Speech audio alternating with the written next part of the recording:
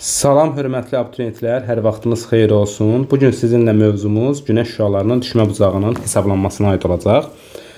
Biz bilirik ki, günəş 23,5 dərəcə şimal enliyi ilə 23,5 dərəcə cənub enliyi, yəni şimal və cənub tropiklərinin arasında hər hansı bir məntəqədə zenitdə ola bilərdi. Və yerin orbit müstəvisinə meylliliyi, yerin günəş ətrafında hərəkət etməsi fəsillərin dəyişməsinə, günəş şüalarının düşmə bucağının il ərzində dəyişməsinə səbəb olurdu. Bəs biz günəşin düşmə bucağını necə hesablaya bilərik? Bunun üçün bir sadə bir düsturdan istifadə edirik. Düsturumuz belədir. 90 çıxılsın A plus minus B. Gəlin ilk öncə baxaq, görək burada A nədir, B nədir? Burada A hər hansı bizdən məntəqə istəyir. Tutaq ki, deyir ki, belə deyək, məsələn 40 dərəcəlik şimal enliyinə günəş hansı bucağı altında düşər, məsələn deyək. Yəni A hər hansı verilmiş məntəqənin coğrafi enliyidir. Yəni verilmiş, yəni bizdən istədiyi məntəqənin coğrafi enliyi.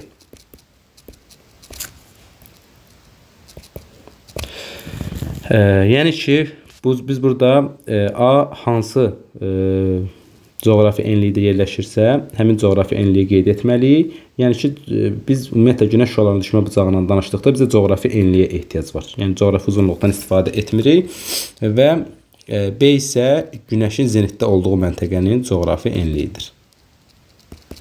Günəşin zenitdə olduğu məntəqənin coğrafi enliyi.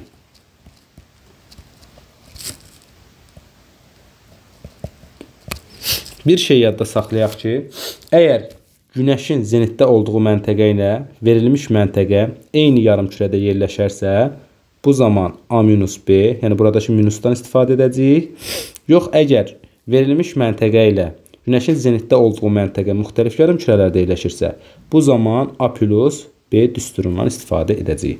Məsələn, gəlin belə bir sadə məsələyə baxaq. Deyirəm ki, günəş 20 dərəcə şimal enliyində zenitdə olarsa, 50 dərəcə şimal enliyinə hansı bucaq altında düşər? Baxın, ilk öncə bu düsturdan əlavə niyə görə biz düsturdan istifadə edirik, ona baxaq. Baxın, deyirəm günəş 20 dərəcə şimal enliyində zenitdədir. Yəni 20 dərəcə şimal enliyinə hansı bucaq altında düşür? Təbii ki, 90 dərəcə. 20 dərəcə ilə 50 dərəcə arasında neçə dərəcə fərq var? 30 dərəcə, düzdürmü? Demək, 20 dərəcəyə 90 dərəcə bucaq altında düşürsə, 50 dərəcə şimal enliyinə də bundan 30 dərəcə daha az. Yəni 60 dərəcə bucaq altında düşməlidir. Yəni bunu bu cürdə həll etmək mümkündür. Təbii ki, düsturumuzla mövcud idi. 90 çıxılsın A plus minus B. Buradan 90 çıxılsın A. A-mız nədir? Yəni bizə verilmiş məntəqənin coğrafi enliyi nədir? 50 dərəcə şimal enliyi. Yazıram bura 50. Bəs B-imiz nədir? 20 dərəcə şimal enliyi. Hər ikisi də eyni yarımkürədə yerləşdiyi üçün 50 dərəcədə şimal enliyindədir, 20 dərəcədə şimal enliyindədir. Yəni hər ikisi şimal yarımkürəsində olduğu üçün bu zaman biz dedik ki, çıxmadan A-B-dən istifadə edəcəyik. 50 minus 20, yenə də cavabımız olacaq 60 dərəcə. Yəni, bu cür bir sadə düsturdan istifadə edərək biz günəşin düşmə bucağını hesablaya bilərik. Məsələn, tutaq ki, bizə desəydi ki, günəş 20 dərəcə şimal enliyində zenitdədir. Bu zaman bəs 50 dərəcə cənub enliyinə günəş hansı bucaq altında düşər? 50 dərəcə cənub enliyi. Yenə də bax 20 dərəcə şimal enliyindən 50 dərəcə cənub enliyinə qədər 70 dərəcə fərq var. Yenə də 90-dan 70 çıxdıqda 20 edir. Və yaxud da yenə də düsturdan istifadə edək. 90 çıxılsın. Bu zaman 50 dərəcə cənub enliyi 20 dərəcə şimal enliyi olduğu üçün 50 bu zaman plus A plus B düsturundan istifadə edəcəkdik. Yəni 50 plus 20 bərabərdir 70. 90-dan da 70 çıxsam 20 dərəcə olardı. Demək, bu bizim oldu. Əsas belə deyim, məsafələrin hesablanmasına, üzr istəyirəm, yəni günəş şüalarının düşmə bucağının hesablanmasına aid olan sadə düsturumuz. Bir də biz sizinlə burada əsas baxa bilərik günəşin düşmə bucağının maksimum və minimum düşmə bucağının tapılması. Məsələn, bizə belə bir məsələ verə bilər. Deyər ki, Bakı şəhərinə, məsələn, belə bir məsələ qoyuruq. Bakı şəhərinə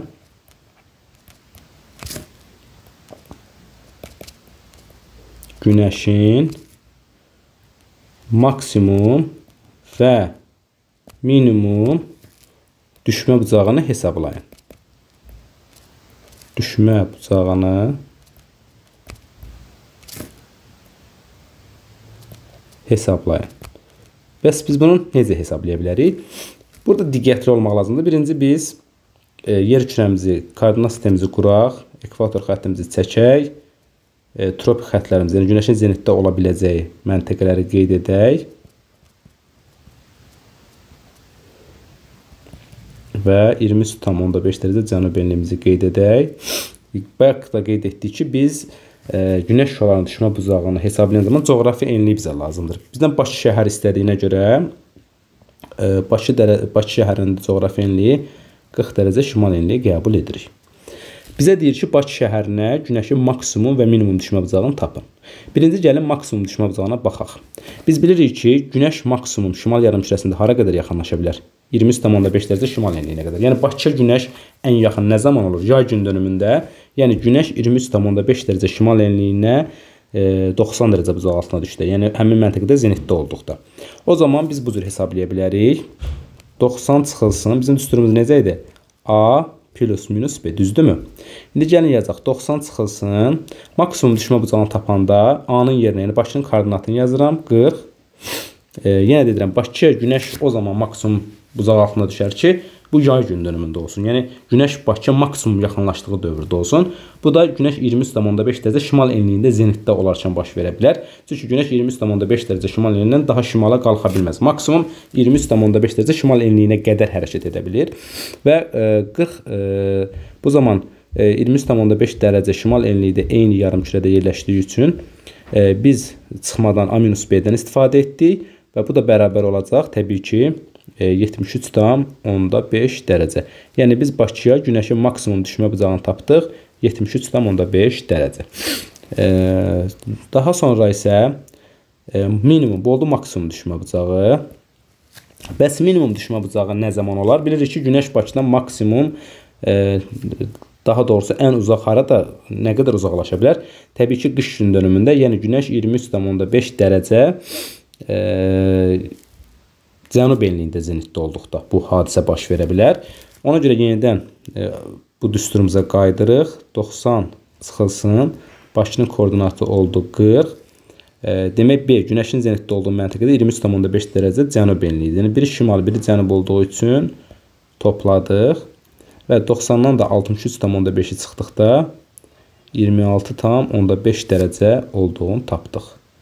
Demək, buradan belə başa düşə bilərik ki, Bakıya günəşin maksimum düşmə bucağı 73,5 dərəcə, minimum düşmə bucağı isə 26,5 dərəcə olacaqdır.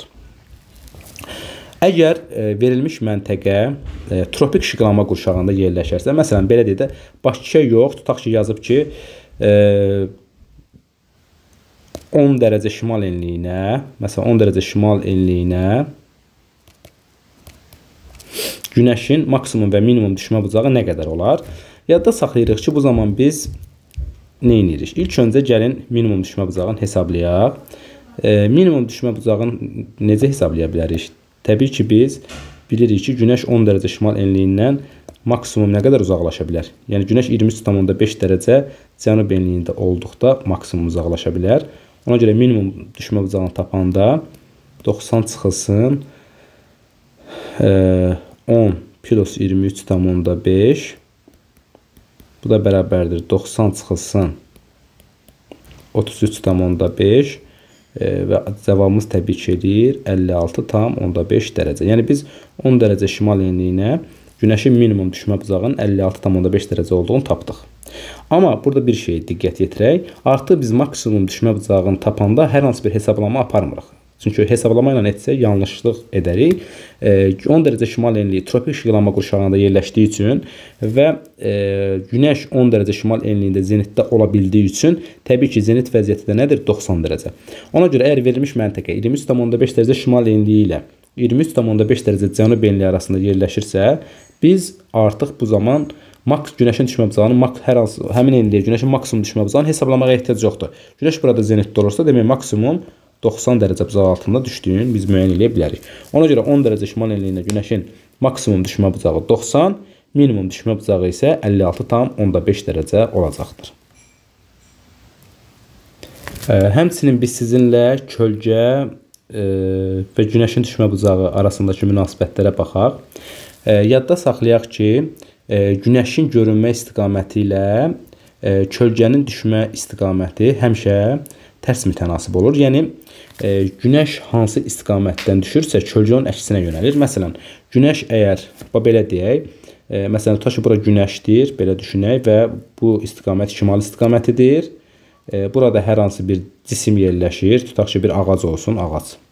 Yadda saxlayaq ki, günəş əgər şimaldan ağacın üzərinə düşürsə, bu zaman ağacın kölgəsi mütləq cənuba düşməlidir. Yəni, belə deyək, günəşin görünmə istiqaməti ilə ağacın və yaxud da hər hansı bir cismin kölgəsinin düşmə istiqaməti tərs mütənasib olmalıdır. Bunu da yadda saxlayaq. Məsələn, buna bu cür baxaq və yaxud da məsələn, günəş əgər şərqdə yerləşsəydi, ağac, demək, ağacın üzərinə günəş şərqdən düşsəydi, demək, ağacın kölgəsi hara düşməli idi? Qərbə. Yəni, bir sözlə, günəşin görünmə istiqaməti ilə kölgənin düşmə istiqaməti tərs mütənasibdir. Məsələn, gəlin, biz buna diqqətlə fikir verək. Bax, buraya yazıram 23,5 dərəcə şimal enliyi, 23,5 dərəcə cənub enliyi, buraya yazıram 40 dərəcə şimal enliyi. Tutaq ki, Bakı şəhərini götürək. Məsələn, bizə sual verə bilər ki, səhər, günorta və axşam radələrində müvafiq olaraq Bakıda yerləşən, tutaq ki, cisimlərin kölgəsi hansı istiqamətdə yönələr? Biz bilirik ki, Bakı 40 dərəcə şimal enliyində yerləşdiyi üçün və günəş, tutaq ki, yay gün dönümü üçün götürək. Yay gün dönümündə günəş, fərqi yoxdur, ümumiyyətlə günəş harada zənitdə olursa olsun, həmişə Bakıdan cənub istiqamətindədir. İndi biz yay gün dönümünü qəbul edək. Yay gün dönümündə tutaq ki, bizə deyə bilər ki, səhər, günorta və axşam cisimlərin kölgəsi hansı istiqamətə yönələr? Biz bilirik ki, günəş həmişə şərqdən çıxır və günəş bizdən hər zaman cənubda olduğu üçün səhər-səhər günəş haradan çıxacaq? Yəni, bizim hansı istiqamətimizdə görünəcək? Təbii ki, cənub şərqimizdə. Ona görə də Bakıda yerləşən cisimlərin kölgəsi hara yönələcək? Əgər günəş cənub şərqdən görünürsə, demək, cisimlərin kölgəsi hara düşməlidir? Təbii ki, şimal qərbə. Nə zaman? Səhər saatlarında. Günorta radələrində günəş tam Bakıdan cənubda yerləşdiyi üçün təbii ki, kölgə hara yönələcək? Şimala. Nə zaman? Günorta vaxtı. Və axşamüstü, artıq axşama doğru günəş qərbdə batdığı üçün həmişə günəş Bakıdan hansı istiqamətdə qalacaq? Cənub qərbdə. Cənub qərbdə də qaldığı üçün kölgə hara yönələcək? Deməli, şimal şərqə yönələcək.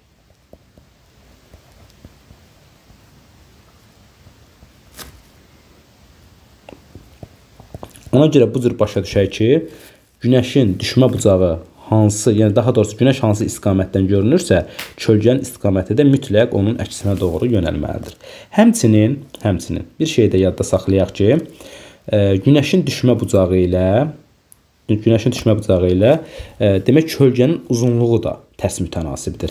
Yəni, günəşin düşmə bucağı nə qədər çox olarsa, o zaman cisimlərin kölgəsi daha uzun olacaq. Amma günəşin düşmə bucağı nə qədər kiçik olarsa, cisimlərin kölgəsi bir o qədər uzun olacaq. Günəşin düşmə bucağı nə qədər böyük olsa, cisimlərin kölgəsi daha kiçik olacaq. Məsələn, gəlin buna diqqət yetirək. Tutaq ki, biz bilirik ki, günəş maksimum 90, minimum 0 dərəcə altında, yəni görünə bilər. Minimum 0, maksimum 90 dərəcə bucağı altında düşər və bunların da ortası 45 dərəcədir. Yadda saxlayaq ki, 0 dərəcədən 45 dərəcəyə qədər, yəni günəş daha kiçik bucağı altında düşdükdə cismin kölgəsi özündən böyük olur. Məsələn, deyək, tutaq ki, cismin kölgəsi, daha doğrusu cismin uzunluğu tutaq ki, 1 metrdir, düzdürmü? 1 metr. Əgər günəşin düşmə bucağı 0-45 dərəcə arasındadırsa, yəni ki, kiçikdirsə, bu zaman cismin kölgəsinin uzunluğu 1 metrdən çox olmalıdır. Yəni, cismin özündən daha uzun olur. Günəş 45 dərəcə bucaq altında düşdükdə, yadda saxlayaq, 45 dərəcə bucaq altında düşərsə, cismin uzunluğu ilə kölgənin uzunluğu bir-birinə bərabər olacaq. Yəni əgər cismin uzunluğu 1 metrdirsə, kölgənin də uzunluğu 1 metr olacaq. Artıq 45-dən 90-a qədər, yəni günəşin düşmə bucağı böyüdükcə, yəni 45-dən daha böyük olarsa, bu zaman kölgənin uzunluğu cismin uzunluğundan daha kiçik olacaq. Məsələn, əgər cismin uzunluğu 1 metrdirsə, demək kölgənin uzunluğu 1 metrdən daha aşağı olmalıdır. Günəş 90 dərəcə buzaq altında düşdükdə isə kölgə 0-a bərabər olur. Demək, nə başa düşdük? Əgər günəşin düşmə bucağı daha kiçikdirsə, bu zaman kölgə daha uzun olur. Günəşin düşmə bucağı 45 dərəcədədirsə, cismin uzunluğu ilə kölgənin uzunluğu bir-birinə bərabər olur.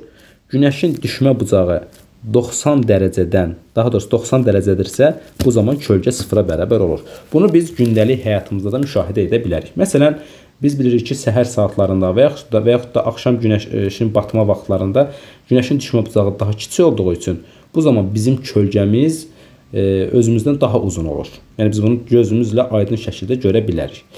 Amma günorta radələrində günəşin düşmə bucağı böyüdüyü üçün bu zaman artıq biz görürük ki, kölgəmiz get-gedə günorta radələrində kiçilir. Niyə? Çünki günəşin düşmə bucağı artır.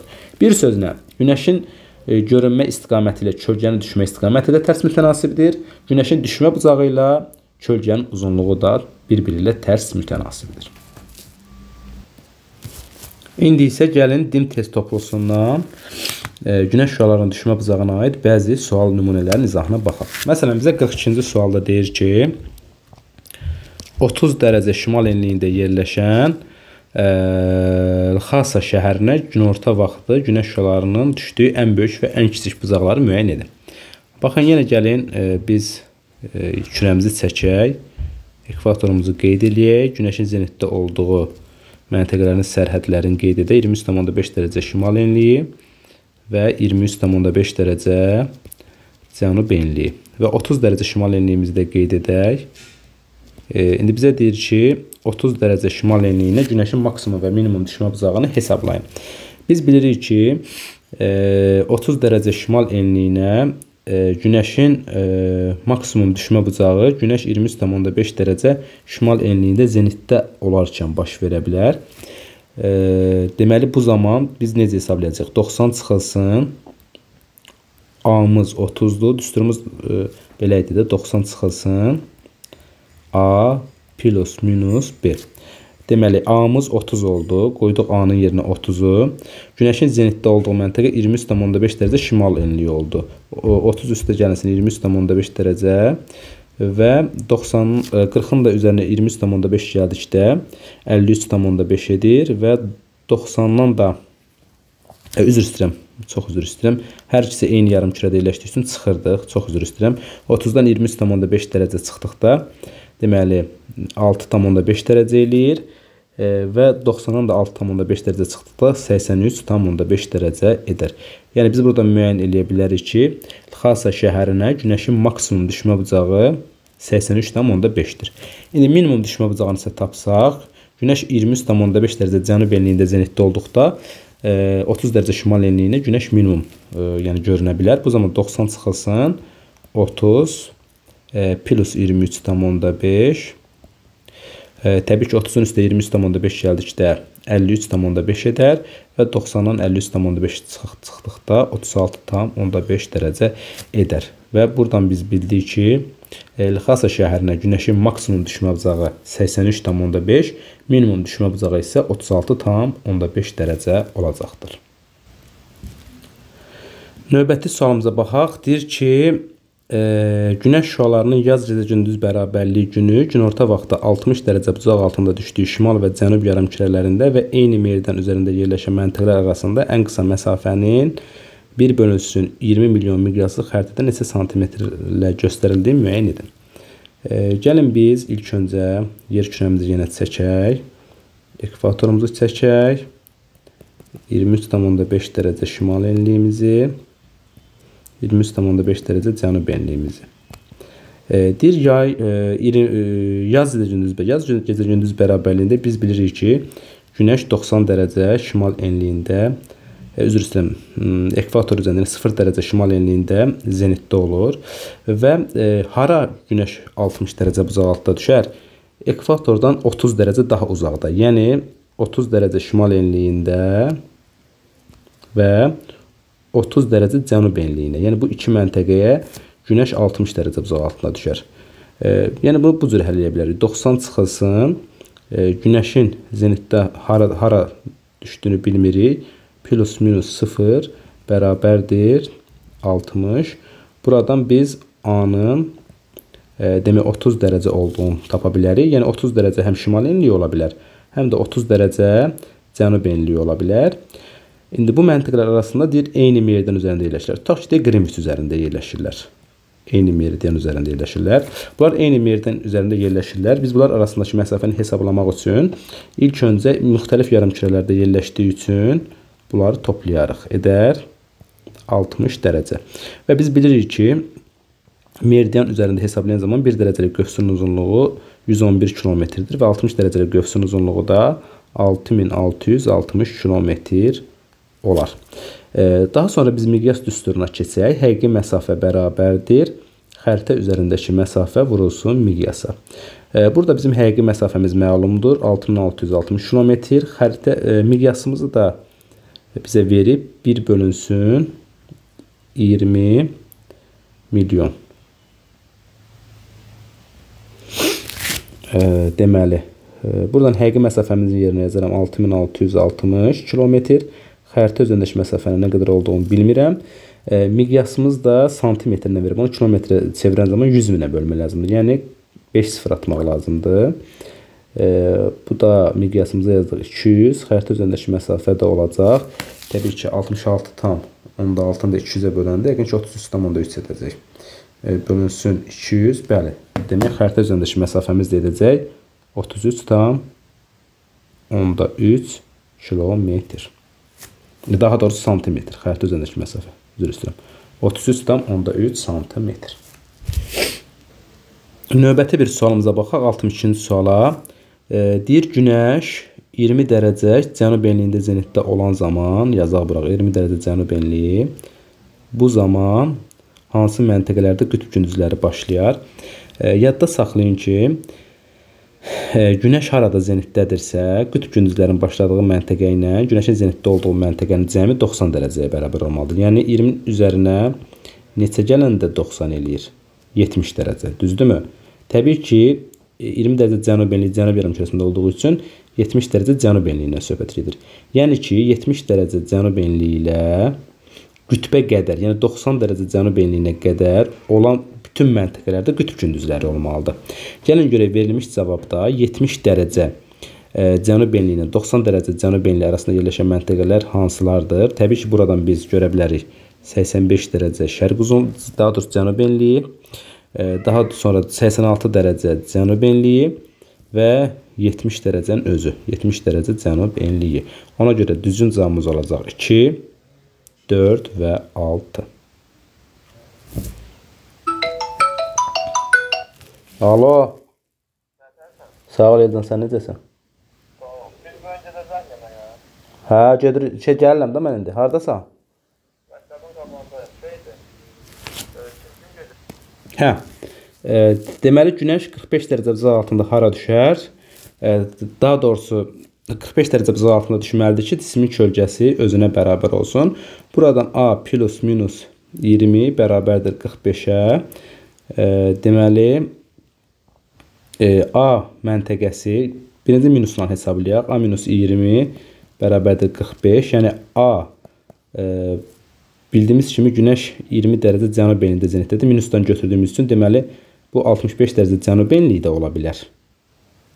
Və yaxud da bu dəfə plusla götürək. 90 çıxılsın A plus 20 bərabərdir 45-ə. A plus 20 bərabər 45.